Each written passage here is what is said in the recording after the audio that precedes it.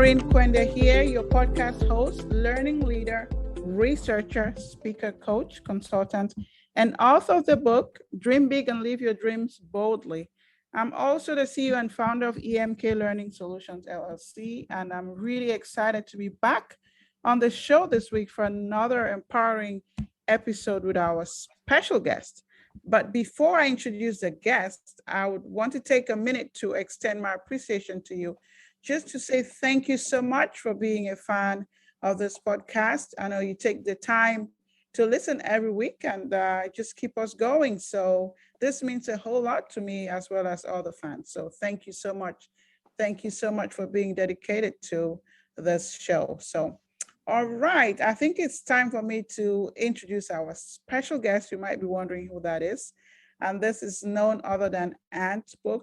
Actually, before I would let him talk, I just want to say that when I started my journey as an independent consultant, I didn't even know what to do. And probably Ant doesn't know this, but I was trying to find things online. But to me, the very first person that I ever reached out to was Ant, and I was just blown away how he helped me with information.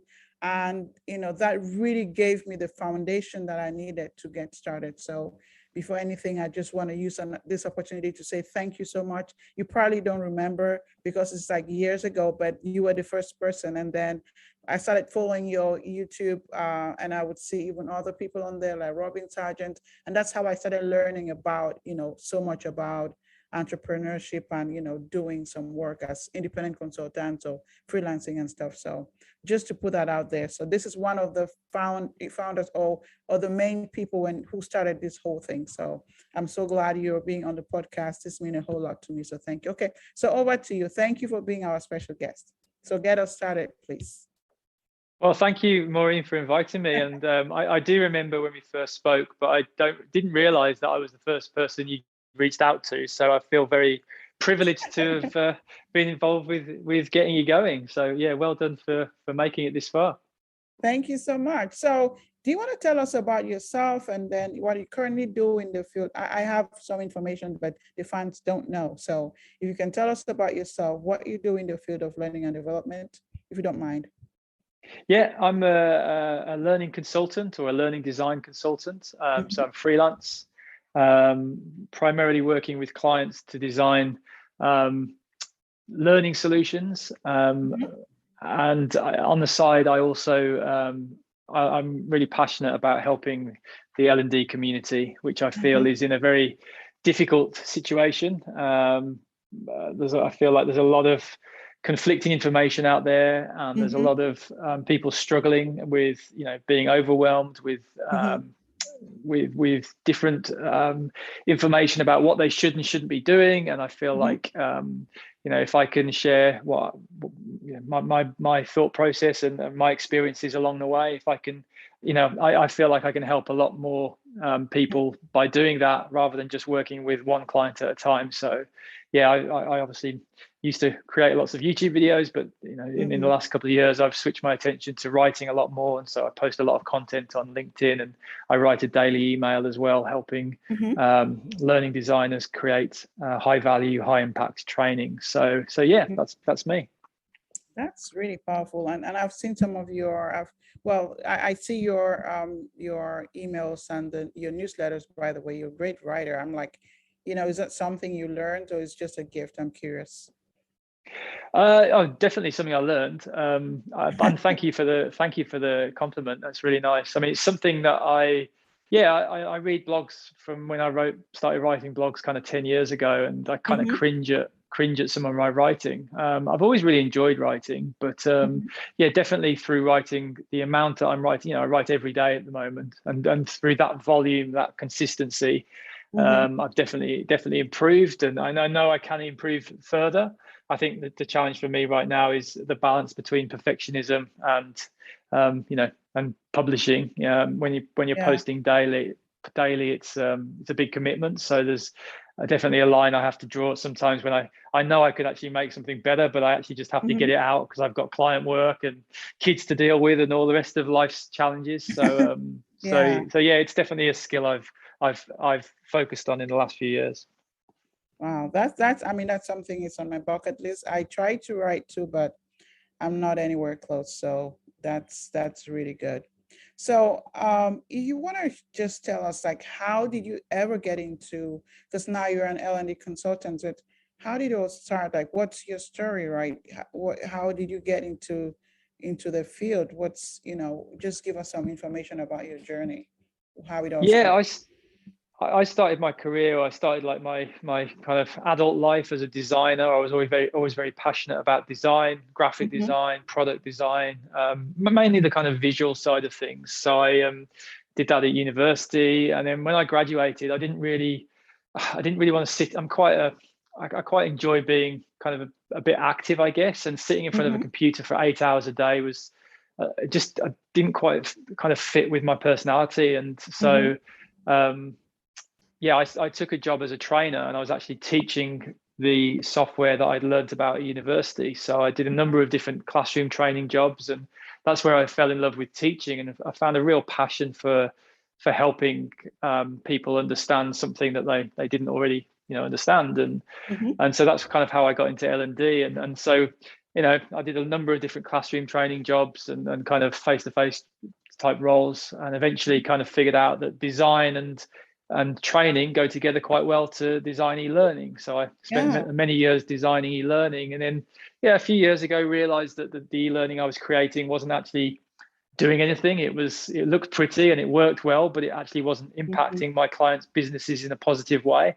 And Yes. so the last few years have been really, really focused on improving my performance consulting skills Mm-hmm. and being more more focused on the needs analysis phase of work at the beginning of a project, which I believe is really critical to a successful Yeah. outcome, but is also a massively overlooked part of the process. And I think 99% of instructional designers don't do that very well, Mm-hmm. or don't do it at all.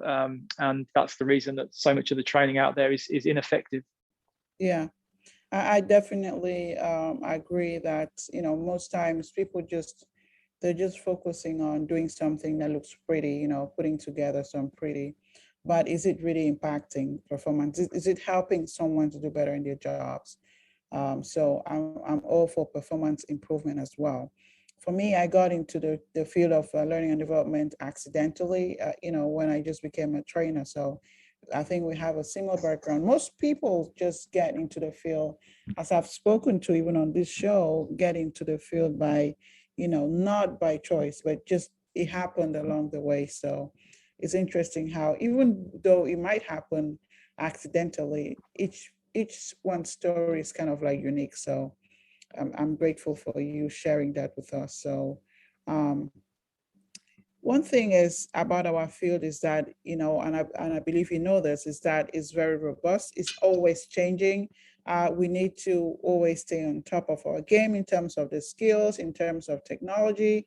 When you even look at authoring tools, even within Storyline, for example, that most people use, it's always still changing, so we're always still having to learn and upskill every time.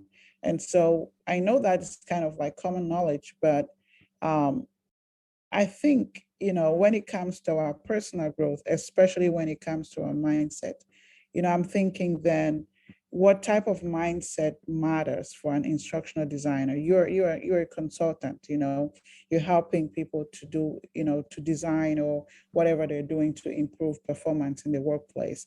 So what type of a mindset does it really does someone in our field need?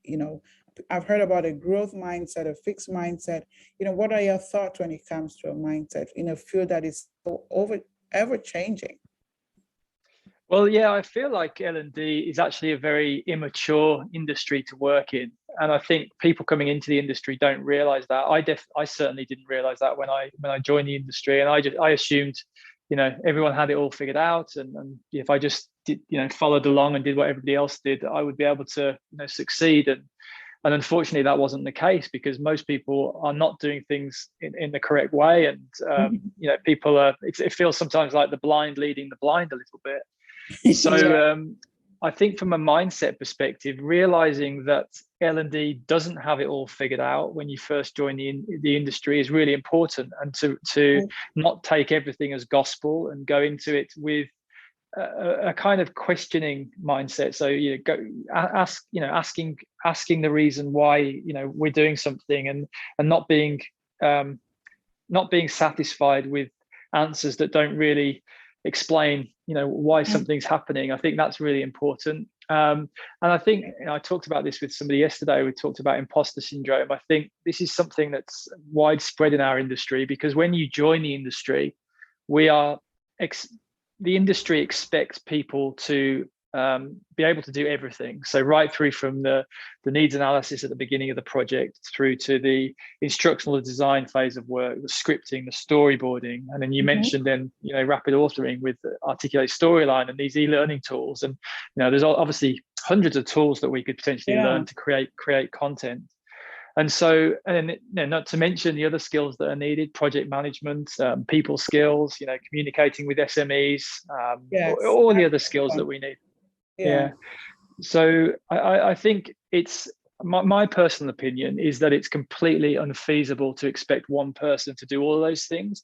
However, if you look on any of the job websites, that's exactly what they ask for. They're asking, if you look on any of the job websites for a typical instructional design role, they're looking for somebody who can do all of those things that I just mentioned. And so that immediately brings about a feeling of imposter syndrome, because people who are applying for these jobs, who maybe have never had a job before in the industry, or people, maybe they've even been working in the industry for 4 or 5 years, but they've never done any needs analysis, or they've never done any development, because they're just tasked with the storyboarding, that kind of thing.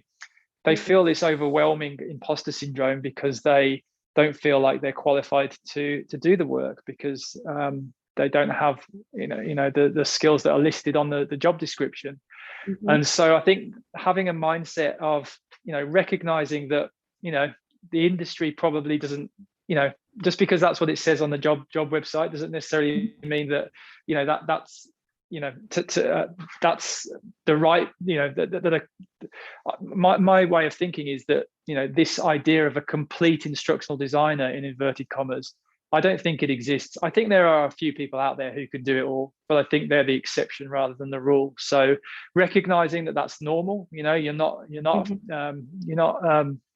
an imposter if you've only got 2 of the 6 skills listed, and even those you're still working on, and recognizing that it's a process, and like you mentioned before, having a growth mindset, and recognizing that you're going to have to spend some time focusing on some of those skills, and more importantly recognizing that you may not feel a draw towards some of the elements. For example, I learned how to use Storyline back in the day, but I didn't really enjoy it. I didn't really enjoy sitting there and making the buttons work and doing variables and all this stuff. Like, it was kind of fun when I got started because I could make things work, but then after I'd done it a few times, I was like, well, this is kind of boring now. I've kind of figured it out. So I don't do that anymore because I'm not interested by it. So I don't even think of myself as a developer anymore, because I'll get somebody else to do that part of the work for me. So I think, and just having that mindset of realizing you're part of a process. L&D, I don't think L&D is a skill. L&D is a process, or it's a group of skills, and figuring out, it's great to experiment. It's great to try, have an open mind, try different things, see what you like, but recognize that you're not necessarily going to be, great at all of them ever in your life. And that's absolutely fine. Yes. And like, kind of give yourself permission to find what part of the process you do like and you do feel adept at. And then you can really focus down on getting better at that.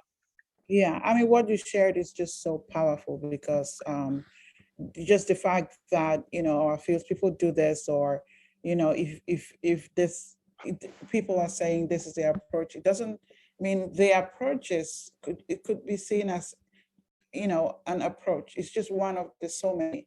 So if you just not having a mindset, or if you have a mindset of saying, okay, this is the way it's going to be done, you're going to miss out on so many things, because it's just, like you mentioned, the process just keeps changing. Because even me, in terms of being a consultant, there are things that I knew, getting into consulting, that, oh, this is how being a consultant, what it includes, what you're supposed to do.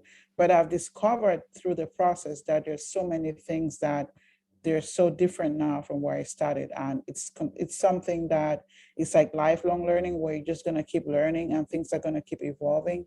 So if you're having just this mindset that these things have to be this way, you might end up being disappointed or even missing the mark, because there's nothing wrong really in choosing what you really identify with. Just like you, I really like the needs assessment. For me, I just really love that part of it. And once you're able to identify what you're good at, and you really, really focus on honing that skill, then you're really giving the best version of yourself versus just trying to survive. So I definitely see how this can add value to our field, or even someone who's just starting off, or someone who's been there for a while. But why do you think it even matters? Why do you think the mindset matters? What are some things that you think we can consider as benefits? I think to be a successful professional, you need to be successful, in your personal life as well. Like I know that that's been true for me. So I think, focusing on your mindset isn't, it's not a tactic or a strategy for a successful career. It's a strategy for a successful life. And I don't really see the divide, I don't see much of a divide between work and life anymore. I treat it as one experience, and there's all these different parts of an experience that I have to perform in, and act. If we think of we're like actors in a movie, right? You've got these different roles to play within the movie. Sometimes I'm a dad, sometimes I'm a consultant, sometimes I'm a podcast guest, sometimes I'm a husband, sometimes I'm a whatever else it is. So I think, for me, like focusing on mental health has been a really pivotal part of my own kind of personal journey, and recognizing for me, the biggest piece of this has been awareness. So recognizing when I haven't been feeling 100%, and taking proactive steps to improve that, and that's positively impacted my life as a whole, but very specifically my career. I feel like I've made huge improvements and huge progress because I have prioritized my mental health, and I've prioritized it ahead of everything. Literally my business, my family, my relationships. And it sounds maybe selfish, but I always think back to that oxygen mask analogy that we hear about when we get on the airplane, and they say, make sure you put your own oxygen mask on before you put your kids' mask on. And I think about that a lot, because I think unless you look after yourself, and we all know it, to be true, but unless you look after yourself, you're not in a fit state to look after anybody else. But I think we all know that in our brain, but actually I think, do we actually live that on a day-to-day basis? I mean, it's something I still definitely struggle with. I definitely don't do as much as I should, but I think when I flicked the switch and said, right, I'm going to really prioritize my mental health, I think that's had a really positive impact on my professional life as well. So that's been a good strategy for me. Yeah, that's powerful. So what are some, I don't know if there's any more, you've already shared some, but what are some other strategies that we can use to leverage our mindset? So I just have one strategy that I use, and it comes from a book called Letting Go by, I think the author's name is David Hawkins. And the approach is very simple. It's an approach of, it's kind of two steps. First, you're aware of the feelings, aware of the conditioned thinking. You're aware of your mind and the stories that you're telling yourself. Life, your experience as a human being is what your ego is telling you, basically. And so this process of letting go is about recognizing those, it might be something like, unhelpful stories that you tell yourself. Oh, I'm not very good at video editing. So you wake up every day, I'm not very good at video editing. I'm not very good at video editing. So you've told yourself that story, and it becomes true. So you're kind of trapping yourself in this cage of never being good at video editing. And it's, that's probably a bad example, but you can see where I'm going with it. And then you end up kind of being, actually. Yeah, and then you end up in this situation where if anyone ever says, right, we need somebody to do some video editing, you're going to run a mile because you've told yourself that you're terrible at that, and you'll never be any good. And so it's just a story that you've told yourself. And so that's the first part, is to start recognizing these stories, and it might not just be stories, it might be emotions. So it might be talking about things like anxiety or shame or anger or jealousy or whatever it is. We've got these emotions that we struggle with on a daily basis. So the first step is recognizing them, and then the second step is surrendering and accepting them. So letting them go, basically. So I think, up until a few years ago, I'd be very focused on, if I had a problem, like let's imagine I'm feeling anxious about a project I'm working on. My strategy for dealing with that would be to try and work even harder to try and, make myself feel better because I've done more work and I've delivered a better outcome. When actually the problem isn't the situation, the problem is my mind. My mind is telling me that I'm doing something wrong and something's bad's going to happen. That's a mindset issue. It's not an issue with some physical situation that's actually happening out there in real life. And so by accepting the feeling of anxiety and feeling it, allowing it to sweep through me and to and it's the scary thing to do, right? It's just really scary to let these feelings kind of overwhelm you, because that's what we try and avoid it, don't we? We try and get drunk, or we go shopping, or we work harder. We do things to kind of escape the pain, or we suppress it. We try and do things like to kind of push it down and bottle it up.